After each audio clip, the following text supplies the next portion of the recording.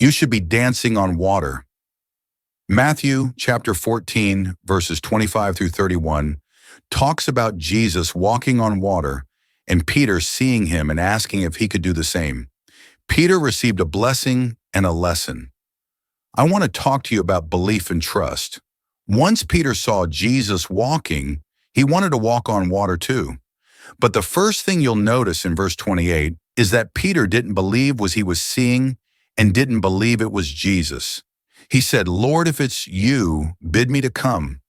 When we pick up this walk with Christ, we can't pick and choose what circumstances we want to believe Jesus is in.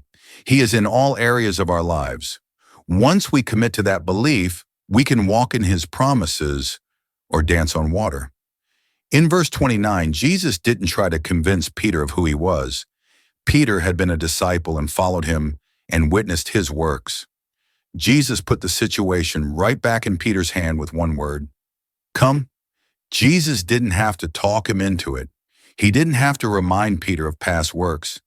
In fact, the truth of who Jesus was being performed right before Peter's very eyes, and he still hesitated. Jesus shows us who he is every day. We are the ones who pick and choose and question if it's him. This is where relationship falls into play.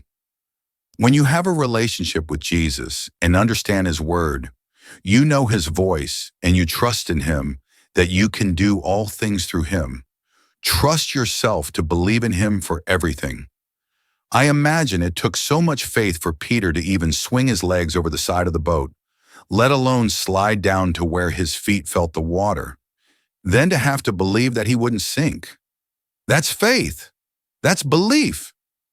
Jesus held out a hand and all Peter had to do was focus on who was in front of him and walk. I think if I were Peter, I would have danced on the waters. Jesus wants us to know that if we continue to focus on him, all things are possible. Peter was doing the impossible, but he trusted and was steadfast on Jesus. So if you want to start that new business, go back to school, buy that house, or go after that new position, pray about it, and then keep your eyes focused on Jesus. Step out on faith. He will make a way for you. Just don't make the mistake of focusing so hard on your venture that you take your eyes off of Jesus. You see, that's where Peter messed up. Peter began to sink because he got in his own head. I imagine that he began to comprehend what he was actually doing, and then staring at the vast sea and thinking to himself, how am I doing this? Then the wind started to blow, and he got more distracted. When you start focusing on your goal while keeping your eyes on Jesus, your milestones will be going well, and everything will line up, and you will be making great strides. But there will be that wind, that monkey wrench in your plans, that one little hiccup that forces you to take your eyes off the prize.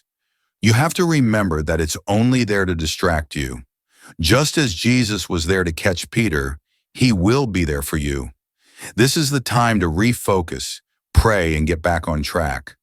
Believe a little harder, trust even more, and continue to dance on the waters of your faith. And let's just add a little side note here. Notice that the other disciples in the boat never even attempted to walk on water. Even though they walked with Jesus, studied and prayed with him, they witnessed his miracles too, yet none of them thought that they were capable of doing what Peter did. With all the teachings they had from Jesus, they still didn't get it. They were sitting in that boat sowing more seeds of doubt between them. No doubt they were trying to talk Peter out of leaving the boat, but Peter wanted to be with Jesus. There will always be those around you who follow Jesus as well, but not have the same faith and relationship that you have. There will always be others telling you that you can't accomplish what you set out to do. You have to be steadfast in what you believe, no matter what. In verse 31, Jesus asked Peter, "Why did you doubt yourself?" Remember, all the while Peter was in Jesus' arms, they were still on the water. In the midst of a storm, he is always with you. This is the question I'm posing to you today. If you're in Christ, literally in his arms, why are you doubting when a storm comes to distract? Keep prospering in God.